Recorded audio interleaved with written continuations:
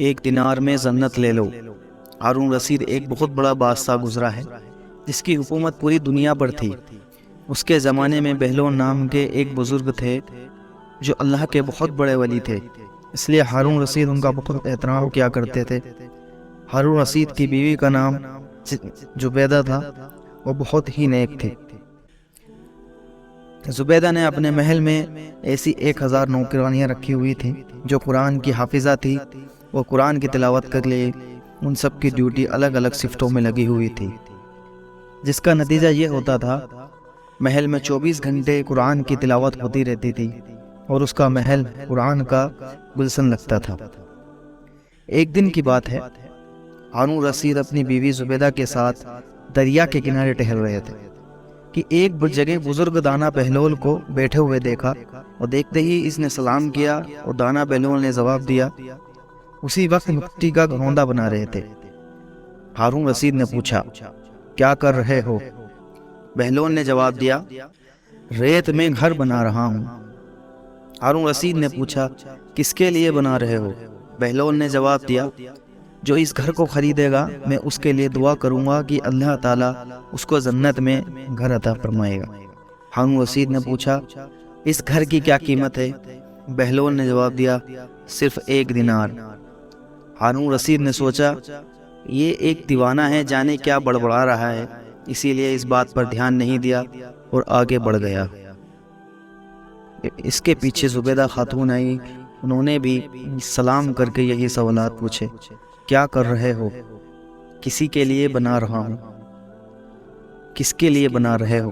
تو بہلول نے پھر وہی جواب ان کو بھی دیا کہ جو اس گھر کو خریدے گا میں اس کے لیے دعا کروں گا کہ اللہ تعالیٰ اس کو جنت میں گھر عطا فرمائے۔ قیمت پوچھنے پر بہلول نے 1 دینار بتایا تو زبیدہ نے 1 دینار دے کر کہا، میرے لیے دعا کر دینا، اور پھر وہ آگے بڑھ گئے۔ رات کو جب ہارون رشید سویا تو اس نے خواب میں جنت کے حسین منظر دیکھے۔ خوبصورت جھرنے، ہرے بھرے باغ اور اونچے اونچے خوشنما محل بھی تھے، اور ان محلوں میں ایک محل ایسا بھی تھا جس پر زبیدہ کا نام لکھا ہوا تھا۔ ہارون رشید نے سوچا کہ میں دیکھوں تو صحیح میری بیوی کا گھر کیسا ہے، لیکن اس سے پہلے کہ محل میں داخل ہوتا، محل کے ایک چوکیدار نے اسے روک لیا۔ ہارون رشید نے کہا، اس محل پر میری بیوی کا نام لکھا ہے، یہ میری بیوی کا ہے، اس لیے مجھے اندر جانا ہے۔ چوکیدار نے کہا، نہیں، یہاں کا قانون الگ ہے، یہاں جس کا نام ہوتا ہے اسی کو اندر جانے کی اجازت ہوتی ہے، اس کے علاوہ کسی اور کو نہیں۔ جب چوکیدار نے ہارون رشید کو پیچھے دھکا دیا تو ہارون رشید کی نیند کھل گئی۔ جاگنے پر اسے یقین ہو گیا کہ بہلول کی دعا زبیدہ کے حق میں قبول ہو گئی، اور خدا پر افسوس کرنے لگا کہ میں بھی اپنے لیے ایک گھر خرید لیتا تو کتنا اچھا ہوتا۔ وہ ساری رات اسی افسوس میں کروٹیں بدلتا رہا۔ صبح آنکھ کھلی تو اس نے سوچا کہ آج ضرور میں دریا کے کنارے جاؤں گا اور بہلول سے دعا کروا کے اپنے لیے جنت میں ایک مکان ضرور خریدوں گا۔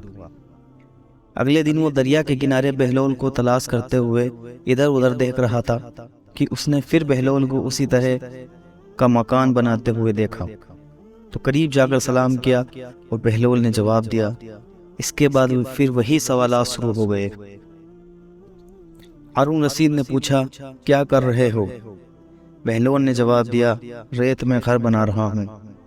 ہارون رشید نے پوچھا، کس کے لیے بنا رہے ہو؟ بہلول نے جواب دیا، جو اس گھر کو خریدے گا میں اس کے لیے دعا کروں گا کہ اللہ تعالیٰ اس کو جنت میں گھر عطا فرمائے۔ ہارون رشید نے پوچھا، اس گھر کی کیا قیمت ہے؟ بہلول نے جواب دیا، اس کی قیمت پوری دنیا کی بادشاہی ہے۔ ہارون رشید نے کہا، اتنی قیمت تو میں نہیں دے سکتا، لیکن کل تو 1 دینار کے بدلے دے رہے تھے اور آج پوری دنیا کی بادشاہی مانگ رہے ہو۔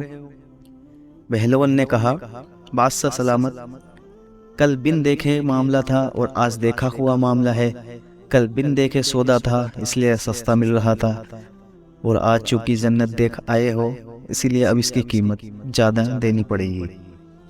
ہماری مثال ایسی ہی ہے کہ آج ہم نے اللہ اور اس کے رسول کو بن دیکھے مانا تھا، اس لیے جنت بڑی سستی ہے، لیکن جب موت کے وقت کے آخرت کی نشانیاں دیکھ لیں گے تو پھر اس کے بعد اس کی قیمت ادا نہیں کر سکیں گے۔